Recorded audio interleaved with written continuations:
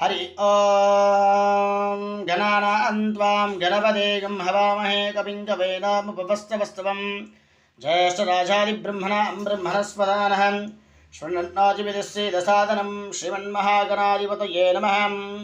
ओं सुमुखैश्चैकदन्तश्चैव कपिलोकचक्रटकां लम्भोदरश्च विकटो विघ्ननाशोकनाधिपः धूम्रकेतर्कणाध्यक्षोपालचन्द्रो गजाननाद्वादशैतान्नामानि पठच्च नियातपे विद्यारंभे विवाहे च प्रवेश निर्गमे तदा संग्राम संकट विघ्नस्तस्य निजाते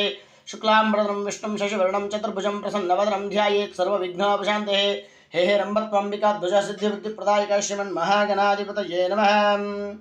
ॐ गंगे चमने चैव गोदावरी सिन्धु कावेरी नर्मदे जलेऽस्मिन् सन्निधिं कुरुत श्रीमन्महालक्ष्मी महासरस्वती महाकाली त्रिगुणात्मिकं शक्ति श्रीमाता व्याघ्रेश्वरी देवताभ्यो नमः। सिद्धोदकस्नानं सर्वं सिद्धोदकस्नानानन्तरणे अतः क्षीरस्नानम्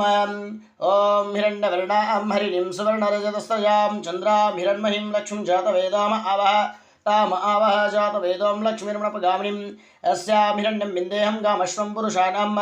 अश्वपूर्वावृतमध्यामस्तिनादप्रबोधिनीं श्रियं देवीं पहवे श्रीर्मां देवी च नाम कां सुष्णां हिरण्यप्राकारमर्ध्वाजलन्ते द्रप्तां दर्पयन्ते पद्मे सितां पद्मवर्णामि त्वामिहोपत्वये श्रियं मनसकाममागोदिं वाचस्य पत्वशनां रूपमन्नश्यमहीं शयतां शयकर्तमेन प्रजाभूतमीं सम्भवकर्तं श्रियं वासमक्लीं आर्द्रां पुष्करणीं पुष्टिपिङ्गलां पद्ममालिनीं चन्द्रां हिरण्महीं लक्ष्मीं जातवेदाम अवहं ताम आवह जातवेदों लक्ष्मीर्मणपगामिनीं अस्यां हिरण्यं विन्देहं कामश्वं पुरुषाणाम् अश्वपूर्वावृतमध्यामस्तिनादप्रबोधिनीं श्रियं देवीं पहवे श्रीमां देवी सुतां कां सुतां हिरण्यप्राकारमर्ध्वाजलन्ते तृप्तां तर्पयन्ते पद्मे स्थितां पद्मवर्णामि त्वामिहोपत्वये श्रियं मनसकाममागोदिं वाचस्य पतुषणां रूपमन्नश्यमहीं शयतां शयकर्तमेन प्रजाभूतमीं सम्भवकर्तं श्रियं वासयमुक्लीं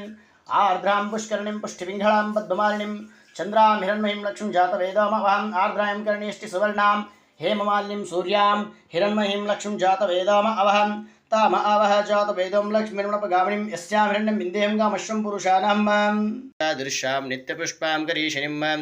ईश्वरीघं सर्वभूतानां त्वामिहोपत्वये श्रियं येन सौख्यं लभाम्यम् अश्वदाये गोदाये धनदाये महाधने धर्मेषु तां सर्वकार्याच्च देहि गन्धध्व